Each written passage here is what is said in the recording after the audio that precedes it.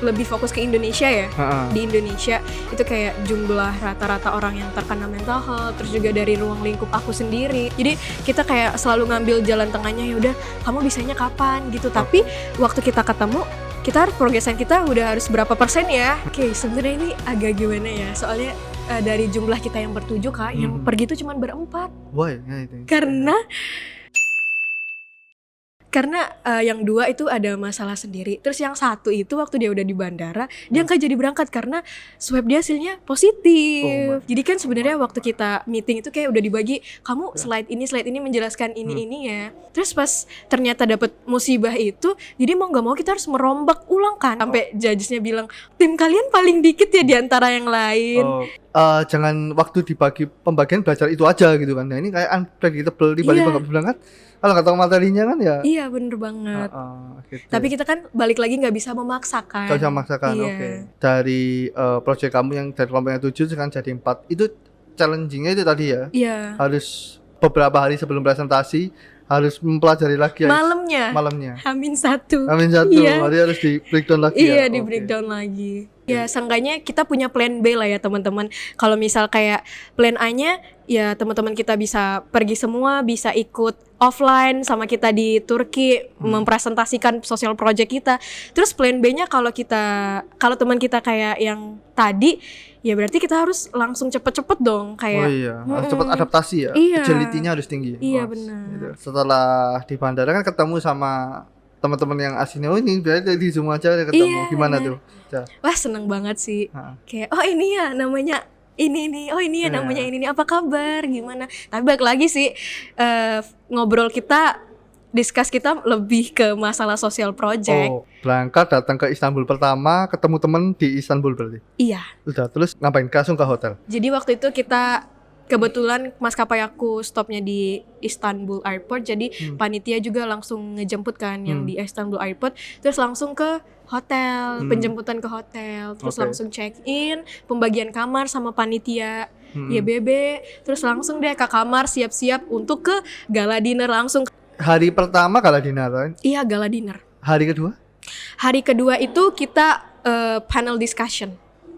Panel discussion itu kayak judgesnya itu yang dari mental health, yang dari education, ekonomi, itu mereka kayak memaparkan materi kayak gitu. Terus baru deh hari ketiganya kita presentasi project kita, dan hari yang menegangkan.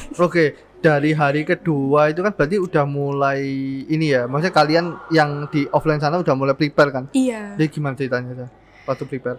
Tim aku itu kita kumpul di ini apa namanya itu di hotel itu di room di hallnya gitu. Iya, di hallnya hotel itu kan. Jadi kita malam-malam tuh jam berapa ya waktu istirahat pokoknya ya. Itu kita kumpul lagi kayak ngebahas ini gimana nih. Kita harus nge-breakdown lagi presentasi kita. Ya, soalnya ada case tadi ya yang cuma 4 karena ada problem. Terus ya udah deh, aku nge-backup yang ini aja deh, punya ini. Ya udah, bismillahirrahmanirrahim, besoknya langsung presentasi. Gitu. Berarti cuma gitu aja ya? Iya. Sesimpel itu ya? Iya. Oke. Udah ngobrol malamnya, presentasi gimana? Presentasi, waktu itu kita dapet di kedua. Urutan kedua. Dan kebetulan itu jurinya orang Indonesia ya. Jadi mungkin mereka bisa mencerna kayak apa sih ide kita, terus mereka juga baca proposal kita, maksud dari project kita itu apa, dan alhamdulillahnya kita dapat feedback baik sih dari judgesnya, kayak ini project bagus nih, harus dilanjutin, jangan stop aja kayak gitu. Nah itu kalau dari stepnya ke presentasi itu, kalau dari slide-nya apa aja yang kira-kira bisa di-sharingin? Kalau untuk masalah slide kayak apa sih yang kita presentasiin ya di sana. Itu yang pertama kayak ya produk kita itu apa sih? Produk kita kan mobile apps ya. Terus prototype-nya. Karena kemarin itu kita cuman waktunya dikit banget dikasih panitia. Dan kalau kita mau buat mobile apps itu kan nggak memakan waktu dikit ya, pasti banyak kan. Sedangkan kemarin itu cuma dikasih waktu 2-3 bulanan doang. Terus waktu itu kita koordinasi sama Kak Kori, terus dia bilang nggak apa-apa mockup atau prototype-nya aja yang dipresentasiin. Jadi kita itu kayak mempresentasiin prototipenya kita yang mulai dari halaman utamanya, terus isinya apa aja, kayak yang daily journal, terus podcast yang kayak gitu-gitu. Terus kayak permasalahan yang ada di Indonesia itu berapa persen, terus gimana cara kita nge-problem solving masalah itu, kayak gitu. Berarti isinya adalah problem, terus hanya prototipe nanti gimana pengaplikasian benar. Fitur-fiturnya gitu ya. Iya, fitur-fiturnya. Oke, dari situ nanti outputnya gimana, yes. demand-nya gimana iya, gitu bener. ya, kayak kalian pitch deck startup gitu kan. Yes. Makanya sempat nanya tadi ya, gimana sih cara buat startup. Iya, oke. Pengalaman apa aja ketika itu kan pertama kali kamu ke luar negeri dan presentasi lagi kan, gimana? Secara pengalaman sih itu kayak apa ya, yang menurut aku suatu hal yang wah gitu agak challenging banget kan. Kayak apalagi itu presentasiin ada orang luar negeri juga sih judgesnya selain judges Indonesia. Jadi kayak harus mempresentasikan yang terbaik gitu kan, apa sih maksud dan tujuan dari social project kita kan. Terus ya agak sedikit nervous gitu, takut salah penyampaian gitu kan maksudnya. Terus habis itu akhirnya ya alhamdulillah sih bisa kita sampaikan dengan baik apa sih tujuan dari social project kita yang kayak gitu-gitu. Setelah presentasi itu kita closing ceremony. Iya. Closing ceremony gimana? Closing ceremony ya ada kayak suguhan penampilan, tarian khas Turki. Ya, tapi udah lega kan closing iya, kan? Udah. Iyalah udah presentasi. Tinggal pikir main kan gak apa-apa kan? Iya. Udah di closingannya udah mana gini mana tempat mau extend kemana. Iya bener-bener.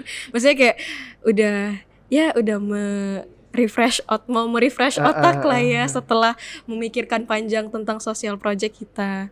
Terus gitu closing ceremony ya setelah itu terserah peserta mau extend kemana-kemananya gitu. Setelah closing ceremony langsung kemana tuh Caca? Itu aku pertama itu kita langsung pindah ke apartemen di Istanbul karena aku waktu itu pengen banget kayak masuk di Hagia Sophia kan, yang katanya dulu gereja, sempet jadi gereja dan sekarang alhamdulillah udah jadi masjid lagi kan. Itu aku sempet visit ke situ, lihat-lihat bangunannya, bangunan-bangunan kunonya, gitu. Terus foto apa gitu. Iya.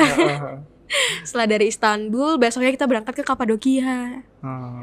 Mencari Mas Aris dan Lydia ya guys. Bercanda. Iya.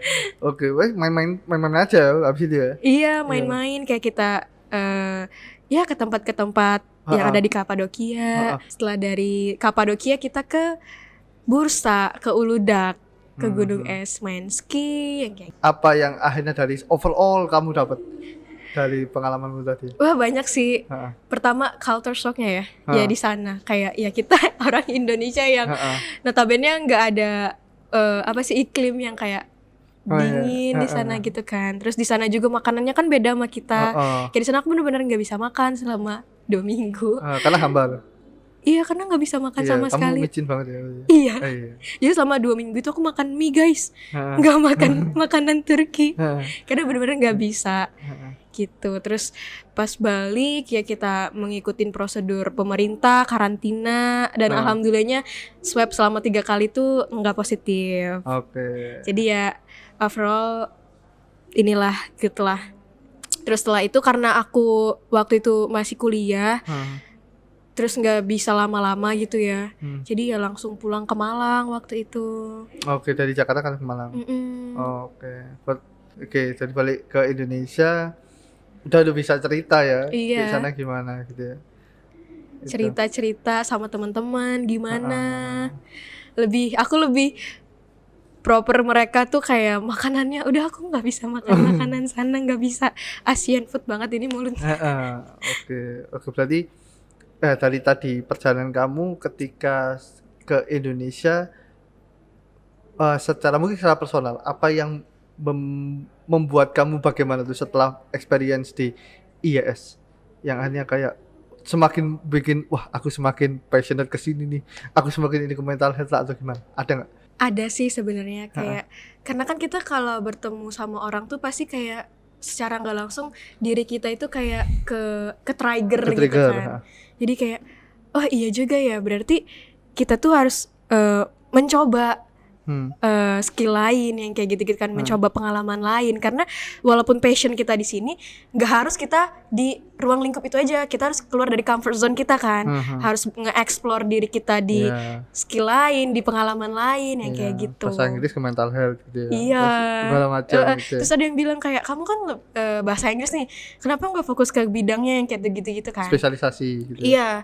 Terus aku bilang kayak ya udah, karena selain ini pilihan aku juga ya, jadi kayak yang ngejalanin dan yang berexperience itu kan aku yang lebih banyak mendapatkan pengalaman, pelajarannya itu juga kan setiap orang tuh kayak punya apa sih pandangan mereka masing-masing ya.